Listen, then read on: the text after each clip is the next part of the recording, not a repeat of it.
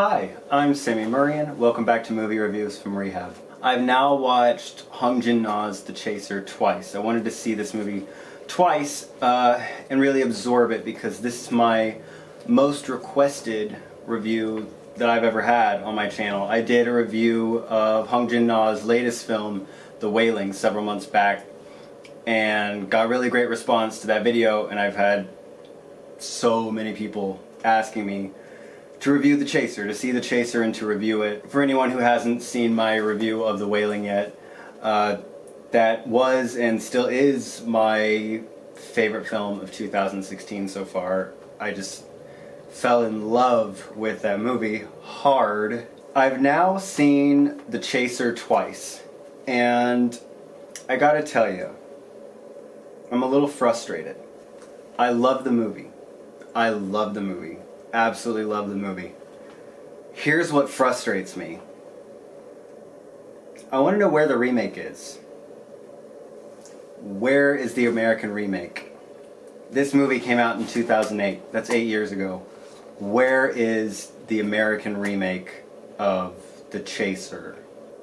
Stuns me and amazes me that no American film studio would think to remake this excellent, lean, mean, twisty, incredibly smart thriller. In 8 years, no one at any American film studio, at any Hollywood studio, has seen The Chaser and thought, wow, now that's one hell of a movie. Why don't we get a solid star? Why don't we get a solid director? Make the movie for... You could remake this movie comfortably for under $20 million. No one thought to greenlight an American remake of this terrific little Korean thriller, yet major studios have all lost money, tons of money, by greenlighting the following. Fan Four Stick, the second Spider-Man reboot in a decade, Johnny Depp is Unbearable in Wonderland 2, Independence Day 2, Regurgence, the 18th Jason Bourne film, the Ghostbusters remake, which was so unsuccessful that now it has to be retitled on home video, the BFG, only without a plot and without any of the humor from the book, and a remake of Ben-Hur, only without any movie stars except for Morgan Freeman dressed up like Erykah Badu. Apes running the major studios. Apes. Imbeciles. Morons. Executives who get to stay executives and keep making terrible decision after terrible decision. I mean, these are wretched, multi-million-dollar disasters whose mere existence boggles the mind when you just look at it. I can't believe it. And yet, here exists Hong-Jin Na's The Chaser from 2008, which is one of the best suspense movies of the last decade, period. No one has thought to acquire the rights to this terrific little thriller, attach a solid director and a solid star to it, easily make back 10 times its budget in a theatrical run. No one... Apparently I'm the only one who can think of things like this, which is why I must get studio work when I return to LA. For the good of our nation and for the good of the world. For the good of myself too, but man, just wow. Like I've said, I think that The Chaser is one of the best suspense films. You're tempted to call it horror. It's something of a horror film, but this really is more of a thriller. The Wailing, that was a horror film. That was a genuine horror film. There wasn't a lot of suspense going on. There was real genuine horror in that. There's some horror elements. It's definitely about horrific things in The Chaser. This is a thriller, though, and it's a fucking great thriller, too. And it's so good that for anyone who's watching this video who hasn't seen the movie, I don't really want to talk about the plot a whole lot. Rather, I'm going to base this review mainly on my observations of The Chaser, things that really stuck out to me that I also found in The Wailing. And I want to talk about why, after only seeing 2 of his movies, Hong-Jin Na is like near the top of my favorite working directors, and I cannot wait to see what this person makes next. First of all, Hong-Jin Na is a master of audience manipulation, no question. He writes and directs his movies, and his writing is so amazing. You never, ever have any idea how things are going to play out in one of his movies. I remember watching The Wailing, that opus, thinking, okay, I know how this is going to turn out. I think I figured it out. No. Absolutely no one could watch The Wailing and predict the plot, predict the turn of events, predict the ending. For my money, the ending of The Wailing is just one of the most unexpected and completely creepy moments in contemporary cinema. For those of you who've seen it, that moment in the cave with the reveal in the camera, just thinking about it, I still get that cold hand on the back of my neck, those shivers on the back of my neck. Hong-Jin Na really is brilliant at completely effing with your expectations as an audience and throwing you off. His stories are completely unpredictable and go completely against tropes and cliches. The Chaser is certainly this way. This is a movie about a man who is pursuing a serial killer. We've seen this movie a million times. Someone is chasing the serial killer, has to eventually catch the serial killer. Okay, this man catches the serial killer in the first 20 minutes of this movie. That's just one example of how this movie completely goes against everything that you've come to expect from a movie like this. I also love that Hong-Jin Na is not afraid to go completely dark with his movies, completely pitch black. In this kind of movie, you're used to seeing some glimmer of light at the end of the tunnel.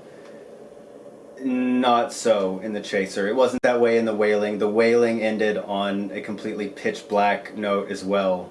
I also love the protagonists of Hong-Jin Na's films. The bumbling, foolish, flawed police officer in The Wailing, played by Do Won Kwak, who looks kind of like Porky Pig. In The Chaser, Kim Yoon-suk plays a disgraced pimp/detective. There's nothing heroic about the lead characters in Hong-Jin Na's films, or even much that's admirable. I also say frequently on my channel that I think one of the marks of a great director is a director who is willing to work with children, to work with a child to tell a story.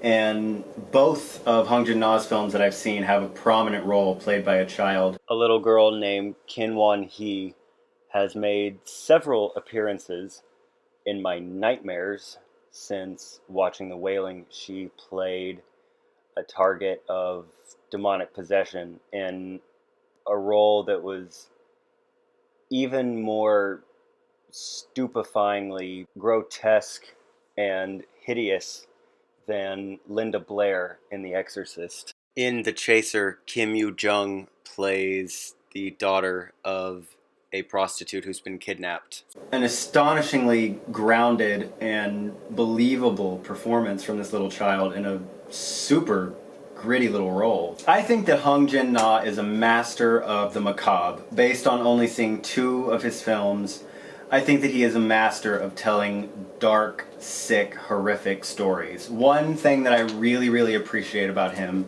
is his judgment when it comes to showing violence on screen. I love horror. I talk about horror all the time on my channel. I love horror movies. The darker, the better. I also will turn on a movie like that if I think it is in poor taste. If I'm watching a movie and I think that I'm watching just slashing and torture and exploitation, that doesn't serve the story in any way, I will turn on a movie like that. I think that Hong-Jin Na is magnificently judicious in what he shows and doesn't show. This is a movie about some really, really, really, really, really sick shit. Same as The Wailing was. And yet the violence on screen never feels exploitative. It never felt cheap, never felt sick. And it served the story. There's one very violent image in this movie that I have to call out that I absolutely loved. Spoilers if you haven't seen the movie. But the kidnapping victim of this movie, who in fact does get murdered, is decapitated, and her head is put in a fish tank, and it's just this stunningly horrific and macabre image, and it's also beautiful. This image is clearly referencing, or at the very least inspired by, the dead body of Shelley Winters in the film Night of the Hunter, one of the most important horror films ever made. As many of you, my YouTube viewers, told me that I would, I adored this film. I love The Chaser. Couldn't have loved it more, really. And when I say where's the remake, I'm not always totally against remakes. Sometimes remakes are good. Sometimes remakes are better than the original. Often they're completely unnecessary. My frustration is with Hollywood and how much unwanted crap they have dumped on us in 2016.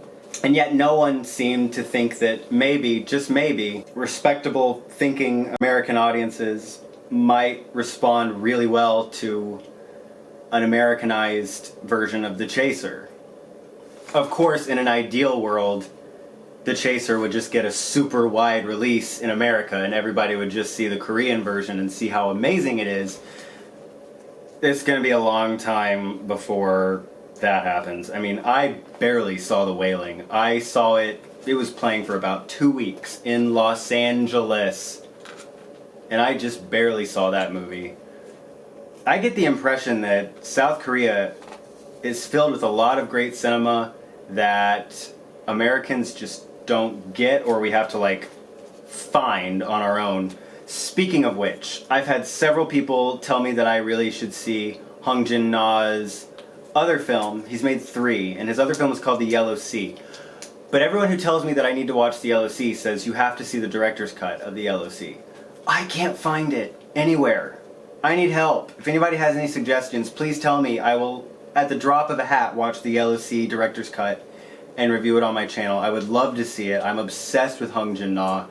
Please help me. So there you have it. After seeing it twice, I finally felt like I was ready to talk to you about The Chaser after having so many people ask me to talk about it on my channel. I think that it is a truly great suspense film, and I think that Hong-Jin Na is, God, the modern master of the macabre. Just based on seeing 2 of his movies, I'm ready to say that. Just, he's in a class of his own. I mean, this is a singular contemporary auteur right here. You guys, thank you so much, as always, for tuning into my channel. I love your support. It means so much to me. I love my YouTube viewers. Please never hesitate to suggest movies that you would like to see me review. I see suggestions all the time. I write down all of them. I note all of them. Right now, as I've said before, my time is at a premium. I'm trying to spend more and more time on my YouTube channel and prioritize it even more than I already do, which is saying a great deal. I love to interact with you guys, and if there are other movies that you really think that I should check out and review on here, never ever hesitate to let me know. If you like what you see, please subscribe to my channel, take care of yourselves, keep in touch, and be well, everybody. Bye!